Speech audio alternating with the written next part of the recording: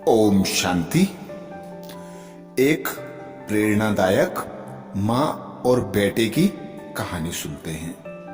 नारी समाज का वो वर्ग है जो न सिर्फ एक परिवार को बल्कि पूरे देश को सुरक्षित रखता है। नारी अपने जीवन काल में अनेक भूमिकाएं अदा करती है।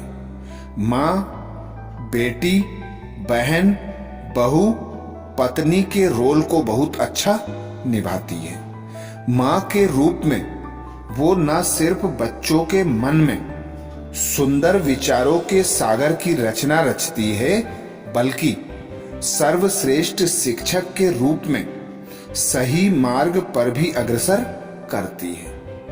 वह बच्चों को जीवन के अनजाने पहलुओं से परिचित करवाती है। उदाहरण के तौर पर जैसे कि एक बार की बात है, माँ ने बेटे से पूछा कि हमारे शरीर का सबसे महत्वपूर्ण हिस्सा कौन सा है। बेटे ने उत्तर में कान कहा। माँ ने कहा, दुनिया में बहुत लोग बहरे होते हैं, और उसे दोबारा सोचने के लिए कहा। कुछ साल बीत गए। बेटा अब काफी जवान हो चुका था। जीवन का कुछ बेहतर अनुभव भी हो चला था। अब माँ ने फिर अपना सवाल दोहराया। बेटा इस अवसर का इंतजार ही कर रहा था, और अब तक उसने जवाब भी सोच लिया था, और इस बार उसका जवाब था आंखें। माँ ने जवाब सुनकर बेटे की सराहना की कि वह बुद्धिमान हो गया है, मगर यह भी बता दिया कि उसके लिए यह भी सही जवाब नहीं है। आखिर दुनिया में बहुत लोग बिना इस नियामत के भी जीते हैं, सफल हैं, और समाज के लिए बड़े काम भी कर गुजरे हैं। बेटा थोड़ा उदास हो गया। माँ ने ढांढस बंधाया, अर्थात माँ ने हिम्मत दी कि वह सही उत्तर के नजदीक पहुंच गया है। थोड़ा समय और गुजरने पर वह सही जवाब दे पाएगा। कुछ साल बाद परिवार में एक के मुखिया यानी बेटे के दादाजी का निधन हो गया। दादाजी के निधन से पूरा परिवार शोक में था। माँ ने बेटे की ओर जिस तरह देखा, बेटा भाग गया कि माँ अपना सवाल पूछने वाली है। उसे ये बात अच्छी नहीं लग रही थी। माँ ने बेटे के मनोबल को समझते हुए भी अपना सवाल दोहरा दिया।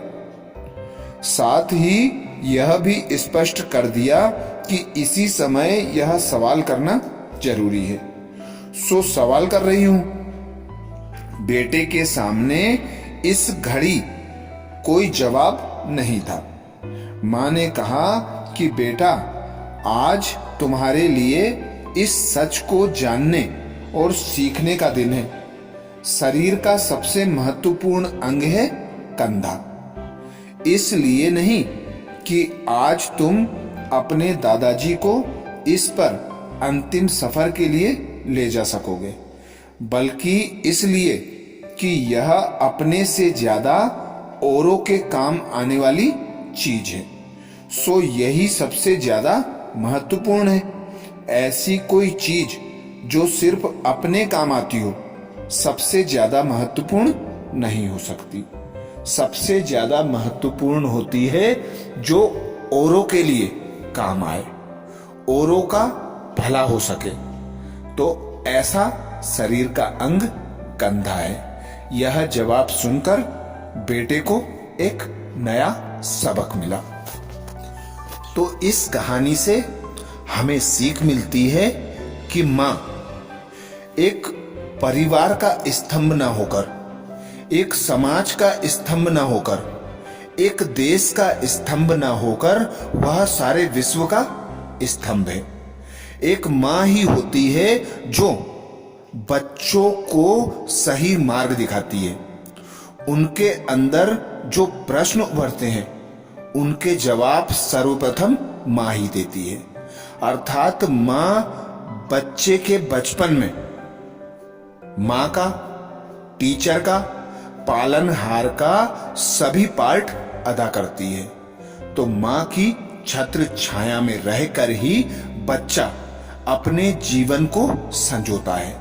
अपने जीवन के मार्ग में जो भी बाधाएं आती हैं वह बचपन में मां से ही सीख लेकर उन बाधाओं को पार करता है और जीवन जीने के लिए अपनी राह बनाता है।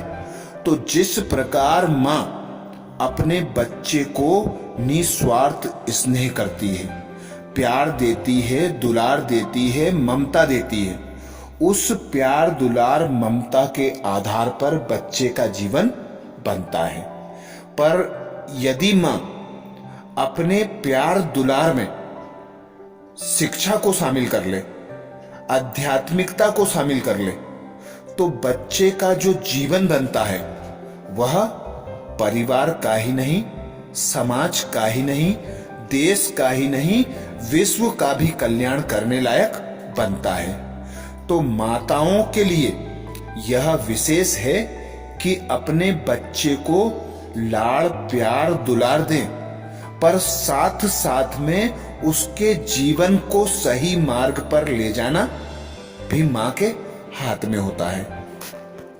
ऐसी अनेक माताएं हैं जिन्होंने अपने बच्चों को प्यार दुलार शिक्षा देकर उनके जीवन को विश्व विख्यात बनाया है।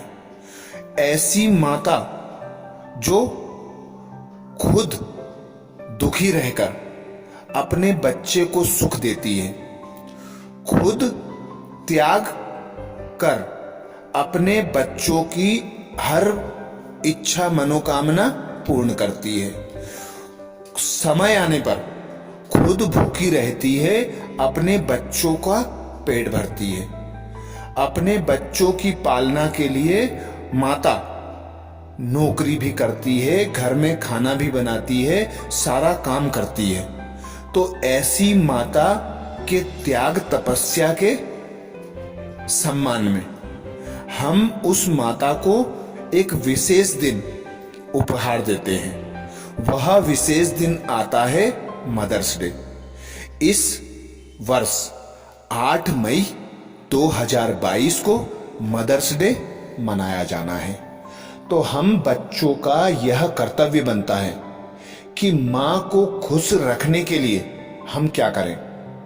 मां को खुश रखने के लिए यही हमें स्मृति रहे कि हमारी मां सदा हमसे अच्छे कर्म चाहती है, अच्छे बोल चाहती है और सम्मान चाहती है। यदि हम मां को सम्मान देते हैं, मां को खुश रखते हैं, तो मां का आशीर्वाद हमें प्राप्त होता है और वह मां जो स्वयं भगवान का स्वरूप लेकर बच्चे के लिए इस धरा पर आती है, उसके एक आशीर्वाद से बच्चे का जीवन बदल जाता है। तो मां के आशीर्वाद के लिए मां को सुख दें, मां से अच्छे बोल बोलें, माता को स्नेह दें और मां के सम्मान में अच्छे कर्म करें कि हमारी मां का भी नाम रोशन हो। अच्छा, ओम शांति।